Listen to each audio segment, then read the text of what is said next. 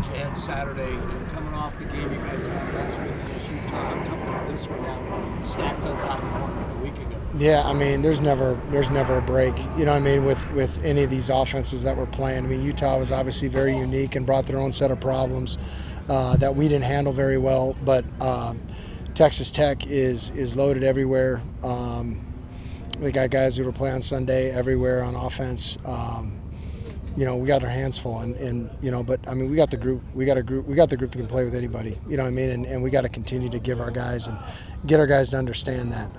And we're going to continue to, and we're going to put more of an emphasis on the things that have got us to this point to be successful and to win the games and feeling like we can win every game we go into.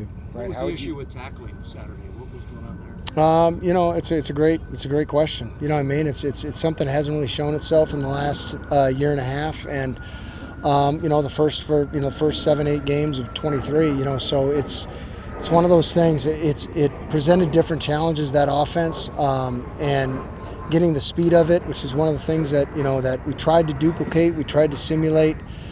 And you know, we just didn't do a good job of doing it, and you know, that's on me for not preparing those guys the right way and making sure that we were given the looks that we needed to get. And you know, some of those looks we did give, but it wasn't at the speed or the tempo you know, that they were running it. So it's just something you just constantly, as a coach, you look in the mirror and you know that, you know, when you see that there's little chinks in the process, there's chinks in how hard we're practicing and how physical we're practicing, and you know, certain guys just not practicing at the game speed, and then they're putting in game speed situations.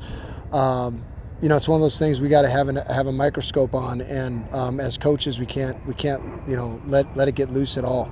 Coach, Texas Tech is kind of having some uncertainty at quarterback as well, just like you guys.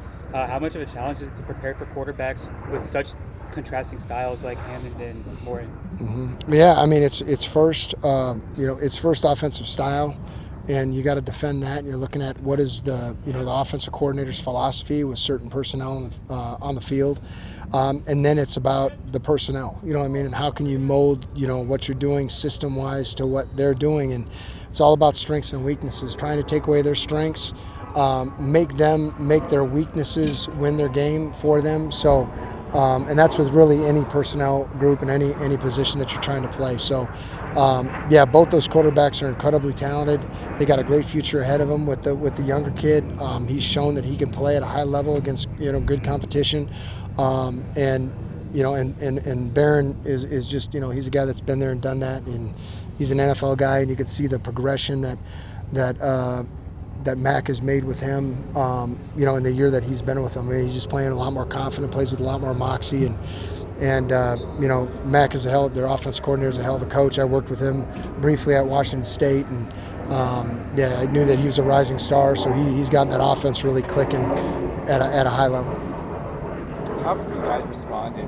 What were the conversations like after that, and then how have they responded? What were the conversations like after that game? And how have the players responded to it? You know, it's one of those things, like, we have a group that really kind of looks inside and they look at themselves. I mean, these are some older guys that have had a lot of success, and they've played at a high level against a very good competition, the best in the country, and we've been able to play, really, really well against those guys. And Utah did a great job, and it's one of those things you got to look at yourself, and they're a great group because, me and us coaches, we're taking responsibility for it, and those older guys, they're taking responsibility for it. So it's which us as coaches will never say that, because we're always going to be like, hey, we got to be aware, and that's what a good coach does. Like, okay, is there something going on off the field? Is there something going on that's distracting you? Is there something that we're not giving you a look as a coach, and having those relationships with the players and those conversations with the players in the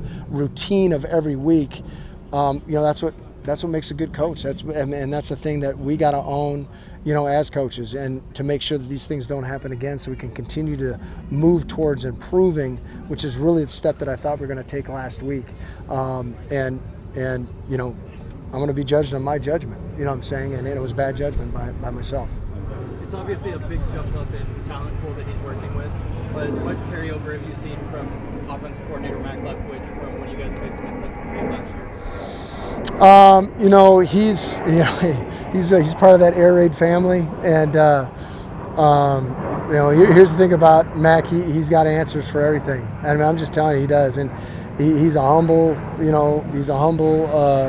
just hardworking coach. And he's a guy that is going to study me, and he's going to remember our times going against each other in practice, and he's going to, just like I'm going to do the same thing, you know what I mean? And some of the conversations we had while we were together for a short time at Wazoo, and now we've called a game against each other. He got after me in the first half last year, and I think we got probably the best of him, in quarters 3 and 4 last year. So it's going to be a heavyweight, a heavyweight match between he and I. Look forward to see him after the game, and I hope I'm looking forward to seeing him after the game too. So.